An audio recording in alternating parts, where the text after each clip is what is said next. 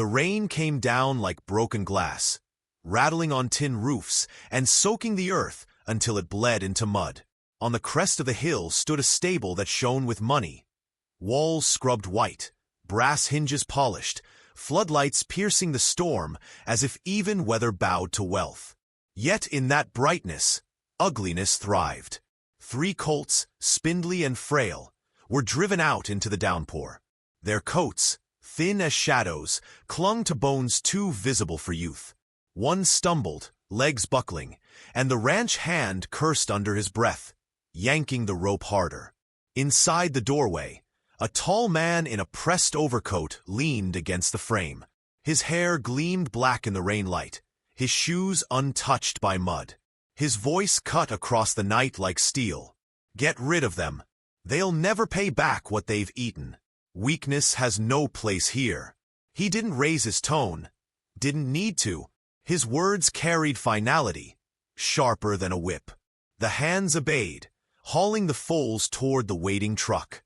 The millionaire turned back into his immaculate stable, where stronger foals nickered in gilded stalls. He didn't glance at the ones being discarded. To him, they were numbers erased from a ledger. To the storm, they were only trembling lives shoved into a rattling trailer, shivering as the world they knew shrank to darkness. By the time the truck pulled away, the ranch was swallowed again by rain. No trace remained, save for the mud where small hooves had slipped and scrambled. Hours later, the vehicle shuddered to a halt at the edge of an auction yard. The gates loomed like the jaws of a trap, the pens beyond littered with broken boards and the stench of neglect. The men shoved the foals inside, muttering about wasted time. One spat into the mud, shaking his head. "Not worth the feed. Let the dogs pick their bones." Then they left, the truck taillights vanishing into the black. Morning came slowly, gray light peeling away the storm shadow. In the hollow yard, the colts huddled together. Their breaths puffed pale in the chill. One tried to rise but collapsed against another's shoulder, and none had the strength to call out. To most who passed by, they were invisible, just more ruined stock among many. But not to her. Anna stood at the fence with fingers gripping splintered wood, eyes fixed on the trio. 14 years old, thin from work and grief, she wore a patched coat too large for her frame. In her arms, she carried a tattered blanket and a paper sack no heavier than a loaf of bread.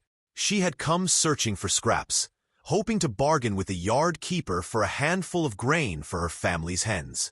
Instead, she found them. For a long moment she didn't move. The sight hollowed her chest, a mirror she had not expected. She saw herself in their gauntness, in the way they pressed against each other, as though fear alone kept them upright. Only months ago she had buried her mother beneath a tree that now stood bare against the wind. Her father spoke less each day, his silence heavier than hunger. And now here were these colts, thrown aside unseen, yet breathing. The yard keeper noticed her staring and grunted. "Best not get attached, girl. They'll be gone by sundown. Meat buyers'll take what's left." His tone was casual, but his words struck like a lash. Anna's chin lifted. Something fierce woke inside her, burning hot against the cold morning. She climbed the fence without asking permission, her boots slipping once on the wet boards. The keeper barked after her, but she ignored him, stepping into the pen. The colts flinched, eyes wide with the kind of fear that knew too much of men. Slowly, she spread the blanket over the smallest, murmuring nonsense words, the kind her mother once used when storms rattled the roof. The foal shivered but did not bolt. Its head lowered, just slightly, as if listening. Anna's hand trembled when she reached for the others, but she didn't pull back. "You're mine now," she whispered, voice steady despite the quiver in her breath. "No one throws you away again." The keeper leaned on the fence, shaking his head. "You'll starve before they see spring. What makes you think you can save them?" Anna didn't answer. She gathered the ropes, tied them with knots her father had taught her, and led the colts one unsteady step at a time toward the gate. The world beyond looked impossibly wide, every road leading either to ruin or redemption. Rain still dripped from the eaves, though the storm had passed, and the mud clung to her boots like a warning. Yet as she glanced back at the colts, 3 sets of eyes following her with fragile trust, her resolve hardened. She had nothing to offer them but her will, and perhaps that would be enough. They staggered into the dawn together, a girl with no mother, 3 colts with no future. Behind them, the yard fell silent again. Ahead, the horizon waited, unyielding but wide open. And though doubt pressed against her, Anna felt something stir, a promise that weakness, in the right hands, could be shaped into strength. The world had abandoned them. She would not.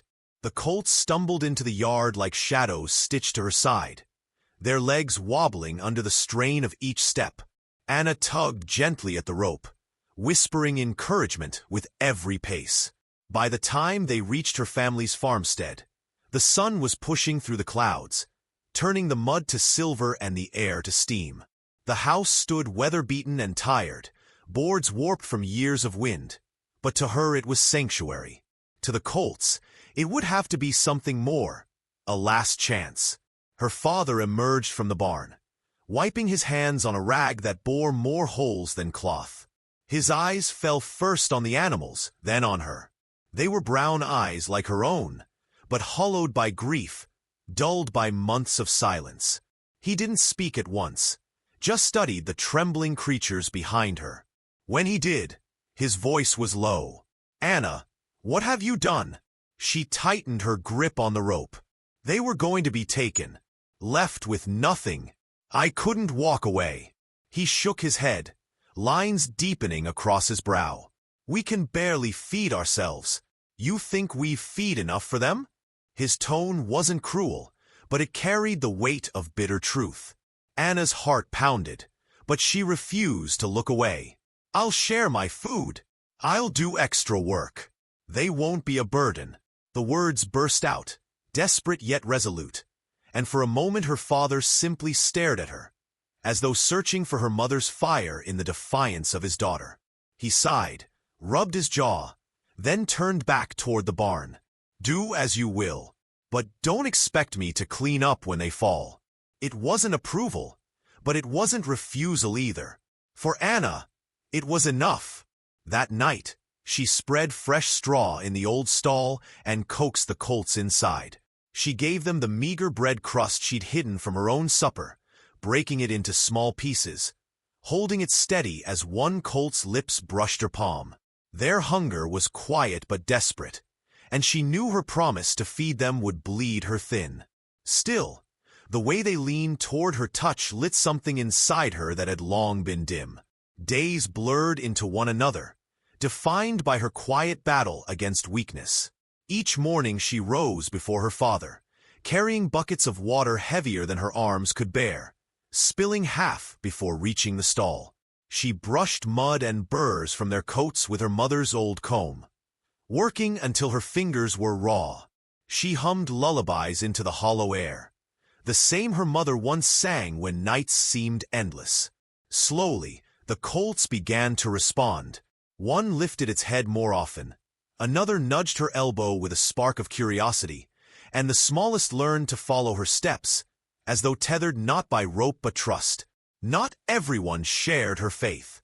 When she led the colts into the paddock one crisp afternoon, a neighbor boy leaned on the fence, arms crossed, sneer fixed on his lips. "Those runts won't make it through winter," he jeered.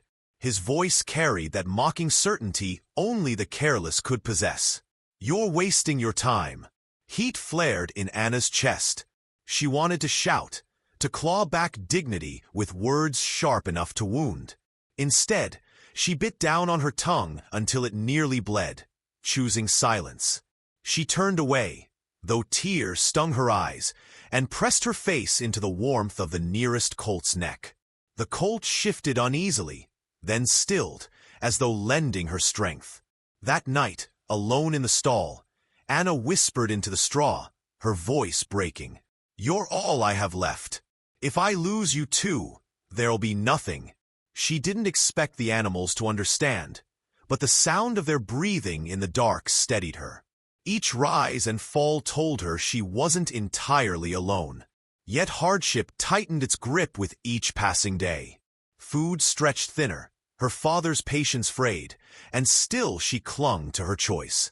She began carrying buckets for neighbors in exchange for scraps of grain, her back aching under loads too heavy for her size.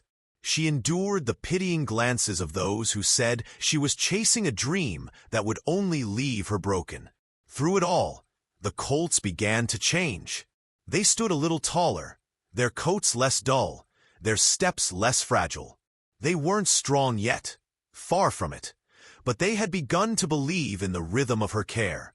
When one stumbled, the others waited. When fear struck, they pressed together. A small herd born not of bloodlines, but of survival. One evening, as the sun burned low over the fields, Anna noticed an old man watching from the road. He leaned on a crooked cane, his hat pulled low, eyes sharp beneath the brim. He didn't speak, didn't smile, simply observed as she worked. When she glanced up, ready to call out, he tipped his hat and walked on without a word. A strange unease stirred in her stomach, but she returned to brushing the dust from the Colts' coats, determined not to falter. The following morning, she awoke to silence too heavy. Racing to the barn, she found the smallest colt collapsed, its body trembling, breaths ragged. Panic ripped through her chest, colder than any winter wind. She knelt in the straw, cradling its head, whispering frantic pleas. The other two circled anxiously, hooves scuffing the ground as though they too felt the edge of despair. Her heart pounded with the weight of her father's words, her neighbor's jeers, the keeper's warning. Was this the moment her fragile hope shattered? As she pressed her cheek to the colt's quivering neck, she forced herself to breathe, to believe. But in that stillness, the question loomed, sharp and merciless. Had she asked too much of love alone? The colt's body felt too light beneath Anna's hands, as if all its strength had drained into the straw. Its breaths came shallow and uneven, each one like a thread about to snap. Anna's throat burned as she whispered to it, her voice broken and urgent, begging it not to leave. She didn't notice the barn door creak open until heavy boots pressed the earth behind her. A shadow fell across her shoulder. "Give it room," a gravel-edged voice commanded. She turned sharply, startled to see the old man from the road, the one who had lingered in silence the evening before. He knelt with the ease of someone who had done this too many times, his cane leaning against the wall. His hands, scarred and thick with age, moved over the colt's chest, pressing, testing. "It isn't gone yet," he muttered. His tone carried no gentleness, but a hard certainty that steadied her. Anna tried to speak, but words tangled in her throat. The man pulled a small pouch from his coat, scattering bitter herbs into his palm. He chewed them, then pressed the pulp into the colt's mouth, massaging its throat until it swallowed. "This will help its lungs. But it needs more than comfort, girl. More than your tears." His bluntness stung, but she clung to his every word, desperate. "Tell me what to do. I'll do anything." The man's gaze shifted to her, sharp as a hawk's. "You want to save them? Then learn to train them. Weak bodies grow strong with work, not coddling." He looked back to the colt, now breathing steadier though still trembling. "I've seen too many wasted because someone loved them without teaching them how to fight." He introduced himself only as Calder. For decades he had trained horses that went on to win races and shows, until age and bitterness pulled him into solitude. His eyes carried the weight of disappointments he did not name, but in the way he studied the colts, Anna sensed he had not fully left behind what he once was. Under his reluctant guidance, her days took new shape. At dawn, Calder made her lead the colts through the pasture, forcing them to move despite fatigue. "Muscle builds with struggle," he said, watching as Anna coaxed them forward. The colts stumbled often, but each fall ended with Anna tugging them up, her voice firm even when her arms shook. Calder offered harsh corrections but never praise, and that absence made Anna's determination fiercer. The weeks unfolded with the rhythm of labor. She built crude hurdles from scrap wood, teaching the colts to lift their legs higher. She ran alongside them until her lungs burned, her boots tearing at the seams. Her body toughened, calluses forming on hands that once only carried buckets. At night, she collapsed into bed sore and spent, yet with a strange fire alive in her chest. She was no longer simply keeping them alive. She was teaching them to endure. She gave them names, as if speaking them aloud could carve a destiny. The tallest she called Ash, for the smoldering strength she glimpsed in his dark eyes. The gentlest became Ember, quiet but steady, sparks hidden beneath softness. The smallest, restless and wild, she named Storm. Each name felt like a promise that they would be more than rejects. Calder watched the naming with a huff, though his eyes softened for a heartbeat. Names are weight. Don't give it if you don't mean to carry it. Anna carried it. Every stumble became a lesson, every hesitant stride a victory. And slowly, almost imperceptibly, the colts changed. Ash's gait grew firmer. Ember endured without faltering. Storm's chaos sharpened into bursts of speed that startled even Calder. Yet whispers reached the farm before long. In town, word spread of a championship event, a gathering where the region's finest horses would be tested. The millionaire who had cast off the 3 colts would be there, flaunting his prized bloodlines. To most, it was a spectacle. To Anna, it sounded like a summons. When she mentioned it to Calder, his face hardened. That world isn't for you. Those men don't forgive weakness. They'll laugh you out before you set foot on the track. Anna clenched her fists. They already laughed. They already said I'd fail. But if I can prove them wrong, if I can prove the colts wronged, then it matters. Calder studied her for a long moment. He didn't agree, but he didn't forbid her either. Instead, he handed her a length of rope. Then you train twice as hard. If you go ready. That night, Anna sat by lantern light, staring at the crumpled flyer she'd taken from town. Her hands trembled, not from exhaustion, but from the weight of choice. The shadows of the colts stretched long across the stall as they lay beside her, breathing slow and steady, no longer the ghosts she first found. She whispered into the silence, more vow than thought. If we fail together. But we try. And though doubt still pressed like a stone in her chest, a sliver of fierce anticipation flickered within her.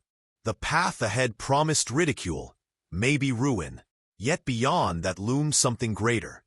The chance to show that weakness could rise, and that being cast aside was not the end, but the beginning of defiance.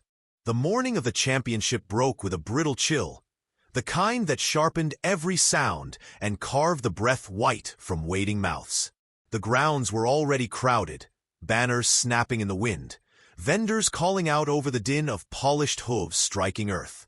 Wealthy owners paraded their gleaming stallions, coats burnished until they shone like metal in the sun. They walked with easy arrogance, their laughter rolling across the field as if victory were already theirs. Against this spectacle, Anna's arrival seemed almost laughable. She led her 3 colts by plain rope, their frames still lean, their coats carrying the faint scars of survival. The crowd's murmur shifted to derision. Whispers trailed her like burrs. Runts, worthless, sheer foolishness. Yet her grip did not falter. From the judge's stand, the millionaire noticed her. His lips curled into a smirk that carried the same cold dismissal as the night he'd ordered them thrown away. He gestured toward her with a mocking lift of his hand, speaking loudly enough for those nearby to hear. So that's where my scraps ended up. Pity! The words bit into Anna's chest, but instead of shame, they ignited something hotter. She looked down at Ash, Ember, and Storm, each standing close, each breathing steady. They weren't scraps. They were hers. The opening rounds began. Horses thundered down tracks, vaulted over hurdles, and pivoted through sharp turns while the crowd roared approval. When Anna's turn came, silence fell heavy. Few expected anything but embarrassment. She stepped into the arena with shoulders square, the Colts at her side, her heart pounding in rhythm with their hooves. Ash was first. The sprint lane stretched before him, dirt packed hard, banners rippling overhead. At the signal, he lunged forward, stumbling for half a stride before finding his rhythm. His legs stretched, gathering strength with every bound, dust curling beneath him. The crowd gasped as the supposed weakling surged past markers with surprising power, his final burst carrying him over the line faster than half the field.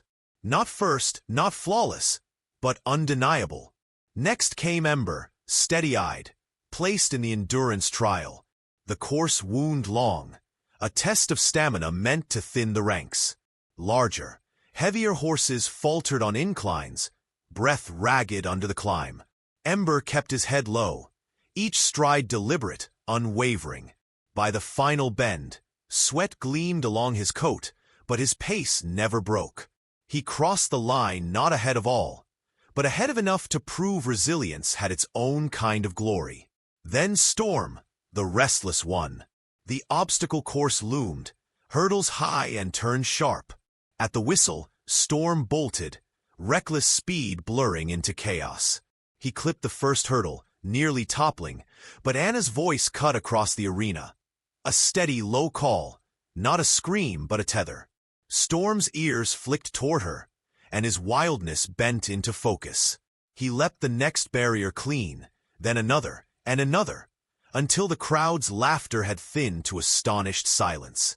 His final sprint left dust in the air, and when he skidded to a halt, Anna pressed her face to the rope to hide the tears threatening her. But the true test came last, the championship heat. Each competitor would put forward one horse. The Millionaire entered his champion stallion, a towering beast of perfect breeding. Anna stepped forward with the smallest of her three, Storm. A ripple of disbelief coursed through the crowd. Calder, standing at the fence, said nothing, but his eyes, sharp and watchful, told her he approved. The signal sounded.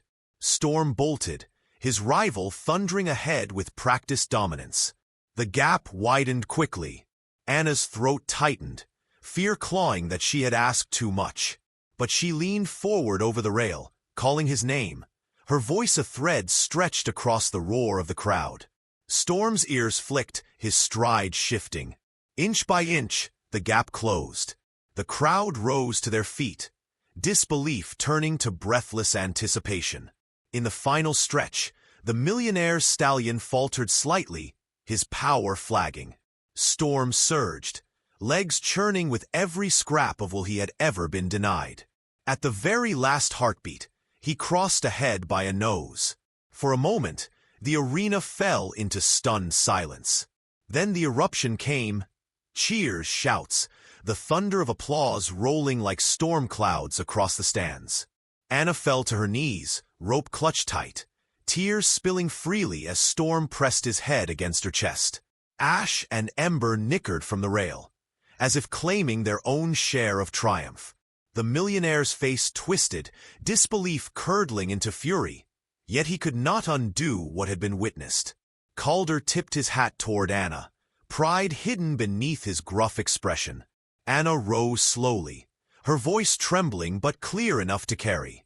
"Champions," she whispered, pressing her cheek against Storm's mane. "All of you!" The crowd's roar washed over her, but what mattered was the quiet in her chest, the certainty that weakness had not been their end. It had been the soil from which their strength was born. And as she led the three Colts from the arena, the sneers and doubts of the past seemed to dissolve behind her, leaving only the sound of hooves steady against the earth, carrying them toward a horizon no longer closed, but wide and waiting.